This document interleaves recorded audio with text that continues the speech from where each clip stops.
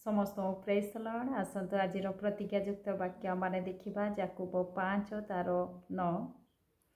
हे भाई माने तुम्हे माने जेपरि दंड प्राप्त न हुओ एथि निमंते परस्पर विरुद्ध रे बचसा न कर। देख विचारकर्ता द्वार निकटरे दंडायमान होई अछंती। Praise the Lord.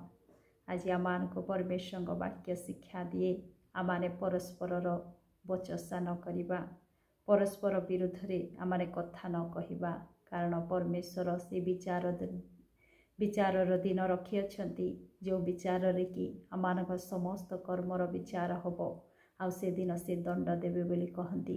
तेणु आज आमाने परमेश्वर को जिते बड़े भय करुछु, परमेश्वर वाक्य को जिते बड़े आमाने मानिबा पाई आमाने अंतर रे यदि निष्पत्ति नहीं अच्छु ताहले परमेश्वर आज आमान को ये समस्त पापरु दूर रे रहिबा पाई से शिक्षा और चेतना दियंती।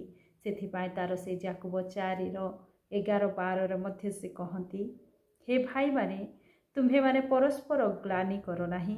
जे भाईर ग्लानि करे किंबा भाईर विचार करे से व्यवस्थार ग्लानि करे और सेथिर विचार करे, किंतु तुम्हे जदि व्यवस्थार विचार करो ताहले तुम्हे व्यवस्थार पालनकारी न होई सेथिर विचार करता अट।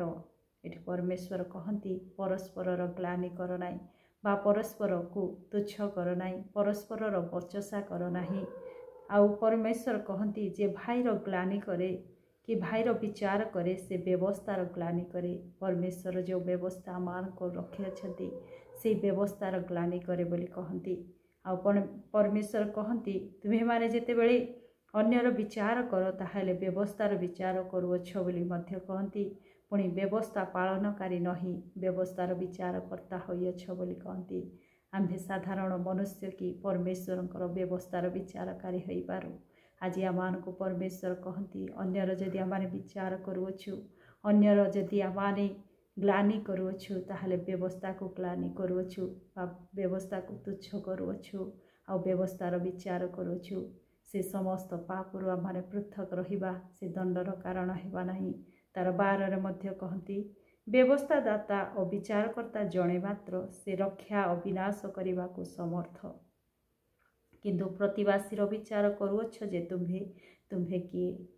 व्यवस्था दाता जणे मात्र परमेश्वर अटंती, विचारकर्ता से जणे अटंती, सी ही रक्षा करि पारंती, सी ही विनाश करि पारंती। तेणु अन्य जीवन उपरे आमान को विनाश करिवार अधिकार बा अन्य को आमाने विचार करिवार अधिकार आमान को परमेश्वर देई नाहांती। आज आमाने परमेश्वर को भय जदि करुअछु से व्यवस्था को मध्य भय करिबा आ परमेश्वर जो विचार दिन आमान को पाई रखी अछंती सेथिपाई आमाने प्रस्तुत हेबा तांको सम्मुखरे गोटे निर्दाग तुल्य होई आमाने तांको सम्मुखरे उभा हेबा। परमेश्वर कहती तुम किंतु प्रतिवासीर विचार करुअछ जे तुम्हे किए। आज आमाने से शब्द शुणिबा नहीं, परमेश्वर ठारे गोटे सिद्ध पवित्र जीवन काटिबा। परमेश्वर आमान को अन्यर ग्लानि करिबा पाई से कहती नहीं कि विचार करिबा पाई से कहती नहीं, किंतु परमेश्वर आज आमान को कहती तार याकूब 5:16 अतएव परस्पर निकटरे आपणा आपणार पाप स्वीकार कर, पुणी सुस्थ हेबा निमंते परस्पर पाई प्रार्थना कर। धार्मिक व्यक्तिर प्रार्थना अनेक कार्य साधन करिपारे। Praise the Lord. आमाने परस्पर विचार न करू, परस्पर ग्लानि न करू, ये परस्पर को आमाने तुच्छ न करू, किंतु परस्पर प्रति आमाने आमानकर पाप स्वीकार करिबा सहित परस्पर पाई आमाने प्रार्थना करिबा। यदि आमाने प्रार्थना अन्य पाई करू ताहले धार्मिक व्यक्तिर प्रार्थना प्रभु शुणिबे आउ से रोगी को से सुस्थ करिबे बा से समस्त प्रार्थनार से उत्तर देवे। तेणु आज आमाने व्यवस्थार ग्लानि करिबा व्यक्ति हेबा नाही, प्रभुଙ୍କ दृष्टि से दंडर कारण हेबा नाही, किंतु परमेश्वर आमान को तांकर संतान करि अछंती। आमाने परमेश्वरंकर संतान रूपे परिचित हेबा पाई हेले परमेश्वरंकर व्यवस्थार अधीन होई आमाने एक पवित्र जीवन काटिबा।